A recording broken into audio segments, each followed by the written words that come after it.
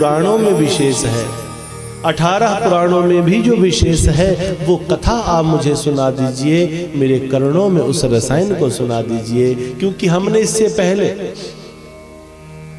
सारी कथाएं सुनी है, भागवत का भी श्रवण कर लिया, अन्य पुराणों का भी श्रवण कर लिया, परंतु फिर भी मन में एक कुछ कमी रह रही है। ऐसा लगता है मानो अभी भी हमारे हृदय में कोई ना कोई ऐसा तत्व है जिसकी कमी है। हमें आज आप वो तत्व, वो सार सुना दीजिए जो हमारे कोटि कोटि जन्मों के पाप को समाप्त कर देता है। समस्त पापा विशोधनम कहा गया है इस कथा के लिए। सर्व पापा विशोधनम, जो सारे के सारे पापों का शोधन कर देती है।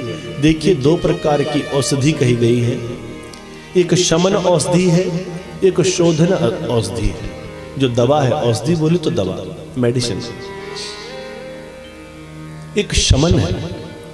शमन औषधि का अर्थ यह है जिस दवा को खाने से बीमारी दब जाती है, शमन हो जाती है, एकदम से शमन हो जाएगी, कंट्रोल हो जाएगी। और दूसरी औषधि है शोधन। शोधन का अर्थ है वो बीमारी को दबाती नहीं है, वो दवा बीमारी को कंट्रोल नहीं करेगी, वो पूरी तरह से धो धो कर उसको बाहर निकाल के फेंक देगी।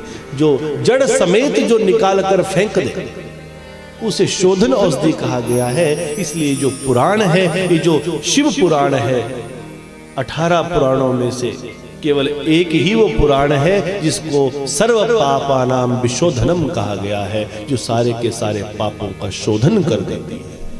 ये पापों को दबाती नहीं है, ये पापों के प्रभाव को कंट्रोल नहीं करती है, ये सारे के सारे पापों का शोधन कर देती है, समाप्त कर देती है, समूलता जड़ सहित निकाल कर बाहर फेंक देती है। ऐसी ये शिव कथा है, ऐसी ये पावनी कथा है। बताइए ये कथा का क्या भाव है, कौन सा वो तत्व है। श्री महाभारत जी बोले 18 पुराणों में शिव महापुराण, ये शिव कथा वो पावन शास्त्र है जो सारे के सारे पापों का शोधन कर देती है। इसके अलावा और कोई कथा नहीं है। बोला ये कथा कहां से निकली, किसने इस कथा को कहा? तो कथा प्रेमियों, जितने भी पुराण हैं, जितने भी पुराण हैं, वो सारे के सारे पुराण कहीं ना कहीं से तोड़ मरोड़ कर आए हैं। परंतु जो शिव महापुराण है, इसका पूर्व रूप शिव संहिता कहा गया। 1 लाख श्लोक की ये शिव संहिता स्वयं भगवान शिव ने अपने श्री मुख से कही, नंदिकेश्वर को सुनाई। 1 लाख श्लोक की संहिता स्वयं भगवान शिव ने अपने मुख से कही है। और उसके बाद जब इतनी बड़ी संहिता को साधारण मनुष्य पढ़ने के लिए, सुनने के लिए, समझने के लिए असमर्थ होने लगे, तब देवताओं ने भगवान से प्रार्थना की और भगवान शिव से निवेदन किया कि हे प्रभु, हमें आप आज्ञा दीजिए ताकि इस संहिता का हम सार सुना सकें। तो उसके उपरांत वेद व्यास जी ने 1 लाख श्लोक में से मुख्य श्लोकों को छांटकर 24,000 श्लोक का ये शिव महापुराण लिखा, जिस ग्रंथ का आज हम पूजन कर रहे हैं। तो 24,000 श्लोक हैं, 7 संहिताएं हैं इसमें, और इन 7 संहिताओं के माध्यम से हम भगवान की समस्त लीलाओं का आनंद लेते हैं। इस कथा का महात्म्य क्या है? इस कथा का महात्म्य यह है कि जब जीवात्मा सबसे अधिक दुखी हो जाती है तो वो इस कथा को सुनकर उसका सारा दुख दूर हो जाता है। इस संहिता में, इस शिव कथा में इतनी शक्ति है कि इसका श्रवण करने मात्र से वो बांझ स्त्रियां जो कई जन्मों से बांझ होती हैं, उनका बांझपन भी इस कथा का श्रवण करने से दूर हो जाता है। इस कथा का श्रवण करने से व्यक्ति को अहलौकिक और पारलौकिक दोनों सुख प्राप्त हो जाते हैं। और उससे भी अधिक महत्वपूर्ण वस्तु यह है कि इस कथा का श्रवण करने से वो व्यक्ति जिसने अपनी जिंदगी में पाप किए हों वो भी इस कथा का श्रवण करने से उन पापों से मुक्त हो जाता है। कल आपने कथा में सुना था, समुद्र निकटे देशे ग्रामो बाष्कल नामनः। बाष्कल ग्राम की वो कथा आपने कल सुनी, जहां पर चंचला और बिंदुक बैठे थे। चंचला और बिंदुक की कथा आपने कल सुनी, किस प्रकार वो पापी चंचला और बिंदुक, वो चंचला जो महापापिनी थी, जिसने चाहे किसी भी मजबूरन में हुई परंतु उसने अपने पति के अलावा पर पुरुषों का संग किया, और वो स्त्री, वो पापिनी भी अंत समय में इस शिव कथा का श्रवण करने से श्रेष्ठ फल को प्राप्त हुई और माता पार्वती की सखी बन गई।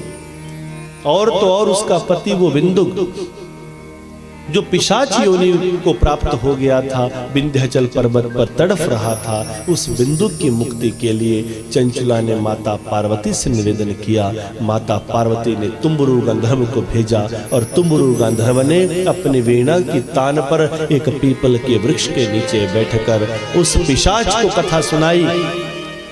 चंचला माता पार्वती से निवेदन करती हैं कि हे माता, जब तक मेरा पति मुक्त नहीं होगा तब तक मैं सुख से रह नहीं सकती। एक श्रेष्ठ स्त्री, श्रेष्ठ पत्नी कहलाने का सौभाग्य प्राप्त किया है चंचला ने। उसी की प्रसन्नता के लिए विंध्याचल में बैठे उस पिशाच को ये शिव कथा तुम्बुरु गंधर्व सुनाते हैं माता पार्वती की प्रेरणा से, और तुम्बुरु के मुखारविंद से इस कथा को सुनकर वो पिशाच बिंदुक भी शिव लोक को प्राप्त कर लेता है, भगवान शिव को प्राप्त कर लेता है। कहा गया है कि जो वो व्यक्ति जो मरते समय भी, अंत समय में भी एक बार भी इस कथा का एक श्लोक भी सुन लेता है, वो व्यक्ति जन्म जन्मांतर के बंधन से मुक्त हो जाता है और वो भगवान को प्राप्त कर लेता है। क्योंकि चारों तरफ माया है, चारों तरफ हम माया की चपेट में हैं। हर समय ये संसार हमें खींच रहा है। कथा के बीच में अपने मन को लगाना बहुत मुश्किल है। इस दुनिया में जब भी बड़े से बड़ा दुख आता है तो ये शिव कथा ही उसको तार देती है। ऋषि मुनियों ने कहा, हे सूत जी महाराज, क्या आप हमें कोई और ऐसा प्रमाण देंगे कि कोई व्यक्ति अतैव दुखी हो गया हो और वो शिव कथा को सुनकर धन्य हो जाए? तो श्री महाभाग सूत जी पावन कथा आरंभ करते हैं और नारद मुनि की एक सुंदर कथा सुनाते हैं कि जो नारद है, देवर्षि नारद, उनके जीवन में भी एक बार बहुत दुख हुआ था और उन्हें भी भगवान शिव की शरण में ही जाना पड़ा था। एक समय की बात है, हिमालय की कंदराओं में एक बड़ा सुंदर स्थान था, एक सुंदर गुफा थी। तो नारद जी उस गुफा में साधना करने के लिए चले गए। आंखें बंद करके साधना में लीन हो जाते हैं। देवराज इंद्र ने देखा कि देवर्षि नारद बहुत साधना कर रहे हैं, ऐसा ना हो कि इतनी साधना करें कि मेरे ही राजपद को छीन लें। क्योंकि देवता में सबसे मुख्य जो गुण है, देवता कैसे होते हैं। देवताओं को देखा है आपने किसी ने? नहीं देखा। यूं समझ लीजिए कि आप अपने घर में अगर जाएं, सामने अपने हाथ में एक शीशा लें और उस शीशे में अगर आप अपने चेहरे को देखें तो समझ लो कि देवता बिल्कुल वैसे दिखते हैं। देवता बिल्कुल वैसे दिखते हैं जैसे आप अपने आप को, अपने चेहरे को शीशे में देखते हैं। देवताओं का हमारी आपकी तरह केवल इतना ही काम होता है कि वो रोज अपने को शीशे में देखते रहते हैं, परंतु कभी भी भजन सुमिरन नहीं करते हैं। केवल चेहरा अपना देखते रहते हैं, अपनी सुंदरता देखते रहते हैं, सुंदर सुंदर गायन करते रहते हैं, सुंदर सुंदर नृत्य करते रहते हैं, परंतु कभी भी वो भजन सुमिरन नहीं करते। और दूसरा व्यक्ति जब भजन सुमिरन करने लगता है तो उसकी टांगों को खींचने का कार्य ही देवताओं का होता है। उसी प्रकार जिस प्रकार हम सब अपनी जिंदगी में स्वयं तो अच्छा कार्य करेंगे नहीं, परंतु जो दूसरा कोई अच्छा कार्य करता है हम उसकी टांगों को खींचना शुरू कर देते हैं, उसी को देवता कहा गया है। ये संसार का दर्शन है, यही तो संसार का दर्शन है। ये संसार हमें भगवान की तरफ जाने ही नहीं देता। किसी स्थान पर एक संत बैठे थे, बड़ा सुंदर आसन लगाया है। आसन के ऊपर वहीं बैठे रहते, वहीं सो जाते, वहीं भक्तों को सत्संग सुनाते रहते। तो एक शिष्य प्रश्न करता है कि गुरुदेव, क्या आप मुझे बताने की कृपा करेंगे कि इस संसार का रहस्य क्या है? जीवात्मा क्यों संसार में इस प्रकार फंस जाती है कि वो जानती है कि मैं जीवात्मा हूं, मैं शरीर नहीं हूं, परंतु फिर भी वो भगवान की तरफ अग्रसर नहीं हो पाती। इसका कारण क्या है? क्या आप मुझे संसार का रहस्य बता सकते हैं? तो संत के उस आसन के बिल्कुल तकिए के पास एक खुले मुंह वाला घड़ा रखा था। तो गुरुदेव बोले, बेटा, अगर तू संसार का रहस्य जानना चाहता है तो ये जो घड़ा मेरे तकिए के पास रखा है ना, यही संसार का रहस्य है। बोला, गुरुदेव समझा नहीं। बोला, आओ इस घड़े के बीच में देखो।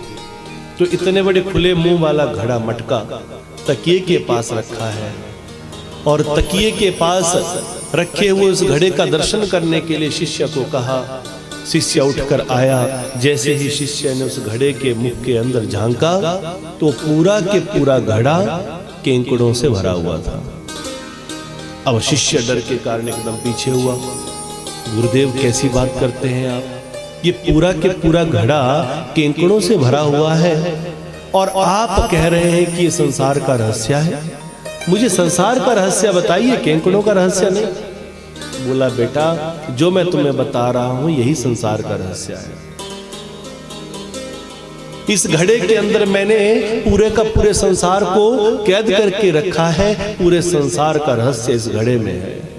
अरे गुरुदेव, आप कैसे यहां बैठे हैं? यही सोए रहते, ये केंकड़े बाहर निकलकर आपको खा नहीं जाएंगे? तो गुरुदेव बोलते हैं, ये केंकड़े मुझे तब खाएंगे अगर ये बाहर निकलेंगे। गुरुदेव, क्यों नहीं निकलेंगे? पूरा के पूरा जो मुंह है इस घड़े का वो तो खुला है।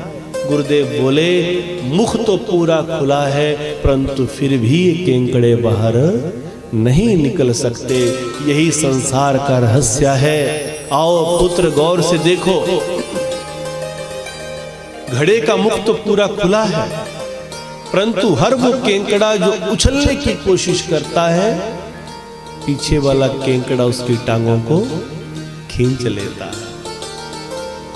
पूरी जिंदगी ये केंकड़े इस घड़े में फंसे रहेंगे।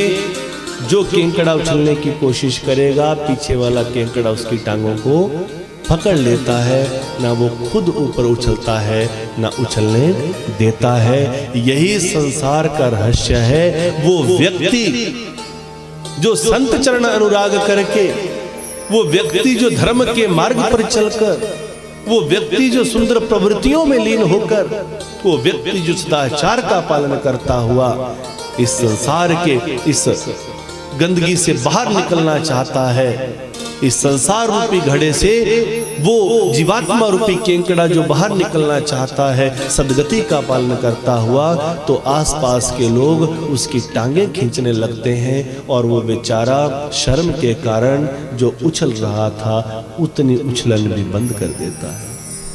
फिर वो भी शांत होकर बैठ जाता है।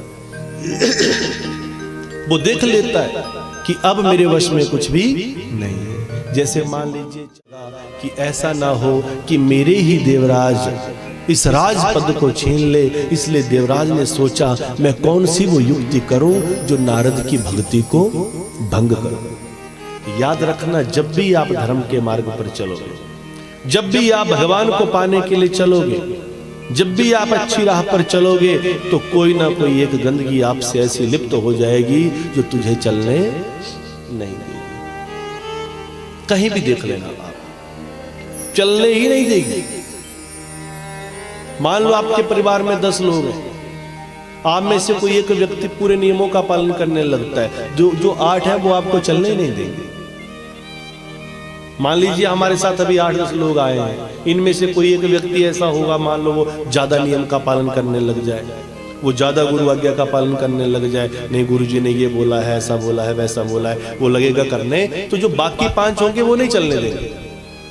वो बोलेंगे तू बड़ा भक्त बन रहा है, अपने को भी दिक्कत कर रहा है, हमारे को भी दिक्कत कर रहा है। ये कड़वा सच है बेटा, कड़वा सच है, धर्म का मार्ग है, चलने ही नहीं देंगे, हो ही नहीं सकता कि चलने दें। यही धर्म की रहस्य है, यही संसार का रहस्य है। ये जो केंकड़ों की कथा है, इसे सदैव आप अपने मन में ध्यान रखना। इस एग्जाम्पल ये कड़वा सच है। वो केंकड़ा जो चलना चाहता है, पीछे वाला उसे उछलने देगा ही नहीं, उसे चलने ही नहीं देगा, उसे इस प्रकार से मोल्ड कर देगा कि वो बेचारा चाहकर भी वो प्रगति कर ही नहीं पाएगा, वो चल ही नहीं पाएगा।